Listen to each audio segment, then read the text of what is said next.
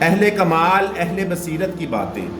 حضرت مرزا مظہر جان جانا رحمۃ اللہ علیہ کے پاس ایک آدمی آیا، وہ ہندو تھا، کہنے لگا کہ مجھے کشف القلوب حاصل ہے۔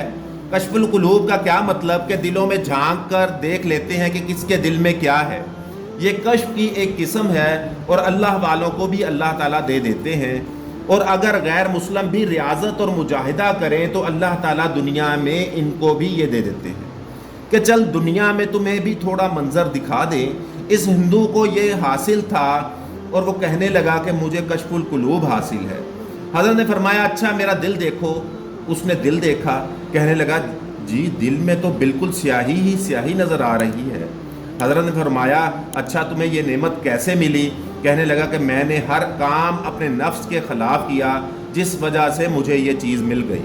حضرت نے تھوڑی دیر بعد بات بدلی، بات بدلنے کے بعد فرمایا کہ تم مسلمان کیوں نہیں ہو جاتے؟ کہنے لگا کہ میرا جی نہیں چاہتا۔ حضرت نے پکڑا کہ اچھا کہ جب تم نے باقی کام نفس کے خلاف کیے تو یہ بھی جی کے خلاف کرو۔ اب وہ پکڑا گیا، اصل میں توجہ پڑ رہی تھی، چنانچہ اس نے کلمہ پڑھ لیا۔ کلمہ پڑھنے کے بعد حضرت نے فرمایا کہ اب میرے دل میں ذرا جھانک کر دیکھو، تو کہنے لگا کہ حضرت ہر طرف نور ہی نور نظر آتا ہے۔